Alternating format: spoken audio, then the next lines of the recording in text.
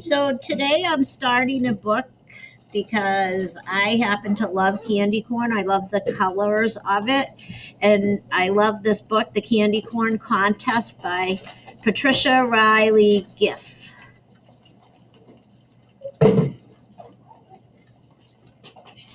Chapter 1. Miss Rooney gave out the drawing paper. All eyes on me, she said. Richard Best put his hand into his desk. This is the way to make a Thanksgiving turkey, said Miss Rooney. She picked up a fat piece of brown chalk. Richard fished around for his lunch bag. He watched Miss Rooney trace her hand on the chalkboard. He had made a turkey just like that last year and the year before. Now he was making another one, a left-back turkey, just like him. He started to open his lunch bag. It made a crackling noise. Matthew Jackson turned around. He pulled on his stick-out ears. "Hi, beast," he whispered. Richard made a beast face. He smiled at Matthew. Matthew was a great kid, Richard thought, but he wet the bed, and he probably hadn't taken a bath since last summer. Sometimes Richard wished Miss Rooney would change everyone's seat, but then he might end up sitting right in front of her desk. He pulled a piece of bread off his cheese sandwich and looked at it. There was a little piece of cheese stuck to the bread. He scraped the cheese off and flicked it on the floor. Then he sneaked the bread into his mouth. Miss Rooney stopped talking. She frowned. Richard stopped chewing. Then Miss Rooney put a round red eye on her turkey. Richard wished she'd hurry up. He couldn't wait for show and tell. He had some great news. It was about a sleepover party the day after Thanksgiving. Beast's friend, Emily Arrow, put her hand in the air. "You forgot the turkey's feet," she told Miss Rooney.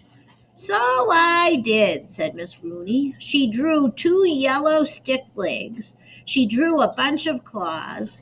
Then she wiped her chalky hands on a piece of paper. "I have exciting news," she said. Richard hoped she didn't know about his party. He wanted to tell everyone himself. He picked up a brown crayon and began to trace his hand for his turkey. Miss Rooney went to the closet. She took out a huge jar. She brought it over to her desk. It was filled with candy corn. Richard felt his mouth water. "We're going to have a contest," Miss Rooney said. "Guess how many pieces of candy corn are in this jar?" 200,000, Emily Arrow called. "That's not right," Don Bosco said. "Maybe 100. "What's the prize?" Noah Green asked. "The whole jar of candy corn," Miss Rooney said. "It will be a Thanksgiving present." Matthew turned around. He gave Richard a little poke. "I hope I win," he said. "If you win, will you share with me?" Richard looked down at the picture he had started. It was a good-looking turkey with blue feathers. He made believe he hadn't heard Matthew. He'd hate to give up half of that candy corn if he won. "How many guesses do we get?" Emily Arrow asked. "That's the fun part," Miss Rooney said. "Every time you read a page from your library book, you can take a guess." Matthew groaned.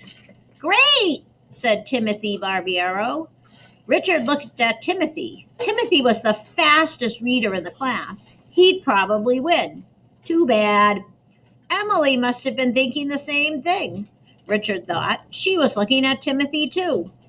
"I'm going to win," she said. "I'm going to try." "Good for you," said Miss Rooney.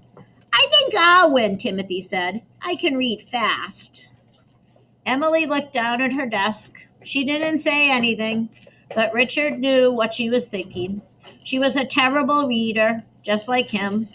Richard pulled out his library book. It was a fat one. It took him about an hour to get through one page. He shouldn't have picked such a hard one. He'd go back to the library this afternoon. He'd pick a nice, skinny little book. "And," said Mrs. Rooney, "no cheating. No reading skinny little baby books." Richard looked at the jar again.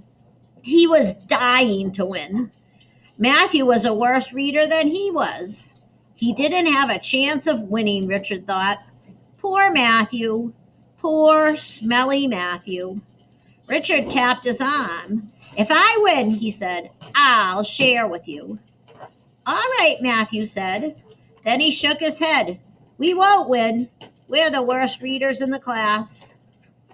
And that is the end of chapter 1. Tomorrow we'll read chapter 2. Bye.